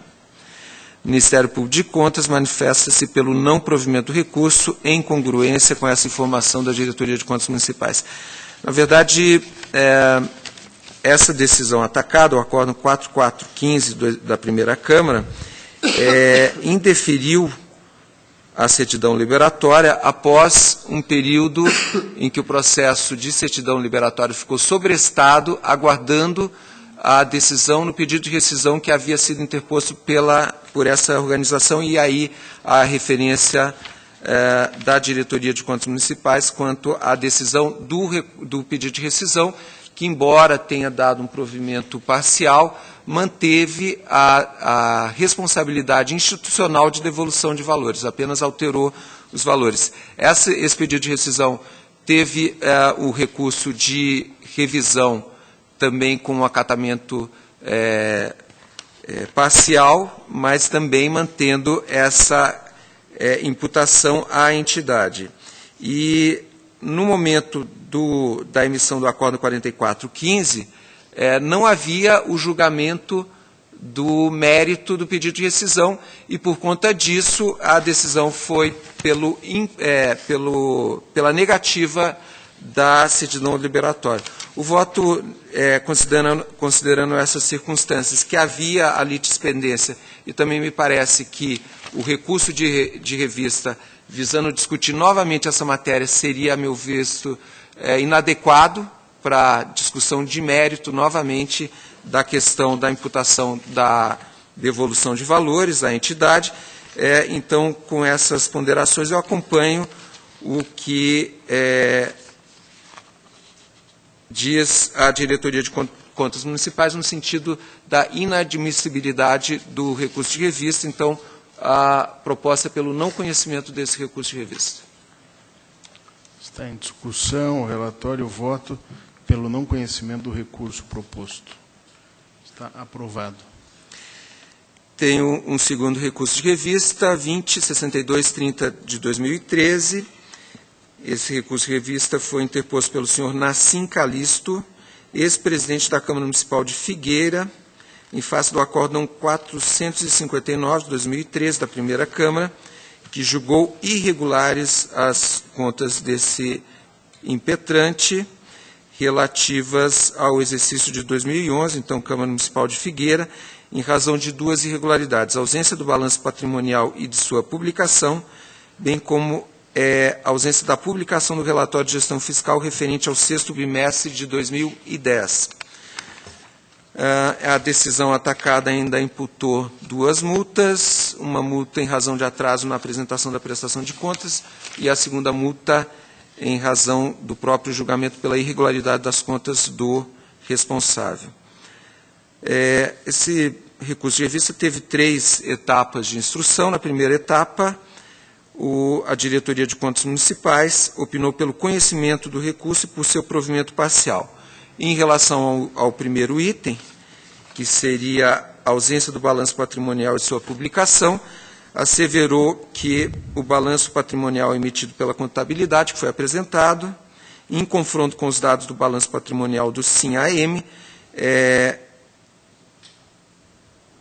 não apresenta divergências em contas ou grupo de contas.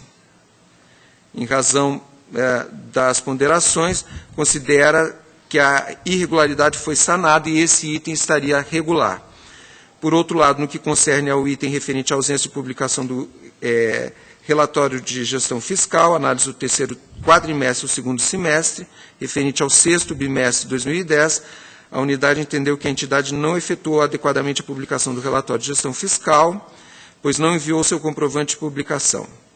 Então, manteve a irregularidade. Na verdade, na petição inicial, o recorrente apresentou esses comprovantes em relação ao período do exercício de 2011, publicação no início de 2012. O Ministério Público de Contas, nessa primeira ocasião, corroborou integralmente a manifestação da unidade técnica, qual seja pelo provimento parcial manutenção de uma irregularidade.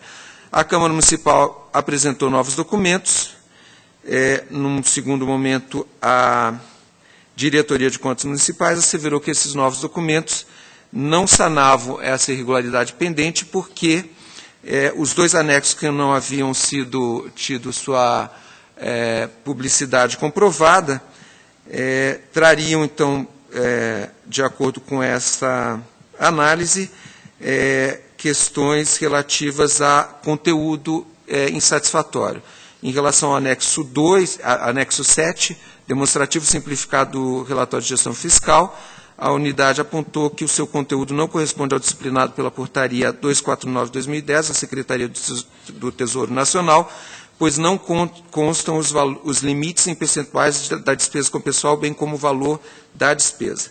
Em relação ao outro anexo que faltava comprovação, o anexo 5, demonstrativo das disponibilidades de caixa do Poder Legislativo, atestou a unidade que o seu conteúdo não corresponde ao constatado em seus balanços financeiro e patrimonial que foram apresentados. Nestes, nos balanços financeiro e patrimonial, o saldo em caixa e banco está zerado em 31/12 e no referido anexo consta valor discriminado, de forma que manteve ainda essa irregularidade. No que foi seguido pelo Ministério Público de Contas, que, na verdade, nesse momento, pronunciou-se pela manutenção integral do acórdão recorrido. Foi feita mais uma... foram apresentados mais uma vez alguns documentos e, ao final, a Diretoria de Contas Municipais examinou a documentação apresentada e concluiu que, aqui fazendo um resumo, embora tenha ficado comprovado no primeiro momento que os anexos foram publicados na data correta, ou seja, em 28 de janeiro de 2011, a desconformidade foi corrigida, as desconformidades foram corrigidas por uma republicação desses anexos em 5 de agosto de 2015. Então, entendeu aqui a unidade técnica que o item pode ser considerado sanado. Opinou, então, pelo conhecimento do recurso de revista e no mérito por seu provimento, recomendando a reforma do acórdão recorrido, e aqui se entende que a regularidade plena das contas. O Ministério Público de Contas discordou do opinativo, alegando que, ainda que a tempestividade da publicação do relatório de gestão fiscal tenha sido observada, o mesmo relatório acusa irregularidades de natureza material que não podem ser ressalvadas, muito menos excluídas plenamente. Para o parquê, houve desrespeito à lei de responsabilidade fiscal, pois não foi incluído, à época, o percentual de gastos com pessoal da Câmara no relatório de gestão fiscal, de modo que as despesas dessa categoria não tiveram nenhuma limitação. Acrescentou que a arguição da total ignorância do presidente da Câmara sobre os aspectos elementares da lei de responsabilidade fiscal e da contabilidade institucional não é juridicamente válida para afastar as sanções cabíveis. Então, opinou pelo conhecimento e desprovimento do recurso, e aqui me parece em relação aos dois itens de irregularidade. Eu apresento um voto no sentido de considerar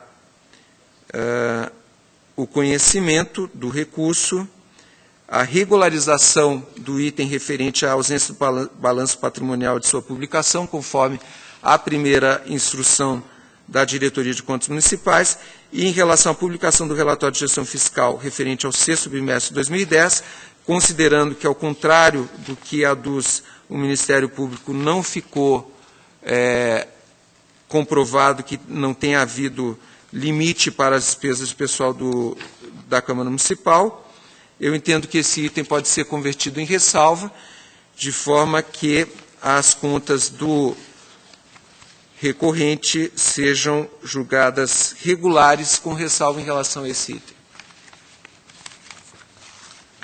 Está para discussão. Não havendo quem queira discutir, está em votação. Está aprovado. Obrigado, senhor presidente. Era o que tinha relatado. Agradeço, Vossa Excelência. Com a palavra, o auditor Tiago Pedroso. Eu agradeço, senhor presidente, mas não tenho processo a relatar. Não havendo mais processos a serem relatados, a palavra está livre. Nada mais havendo a ser... Conselheiro Nestor Batista. Se me permite, senhor presidente, para retirar de pauta o processo 595-238-16 e que, após o regular processamento, seja devolvido ao relator, que foi o responsável pelo pedido de rescisão, que é o conselheiro Fábio Camargo. Está feito o comunicado, está devolvido. Não havendo mais nada a ser tratado, fica marcada a próxima sessão, dia 10 de novembro, no horário regimental. Levanta-se a sessão.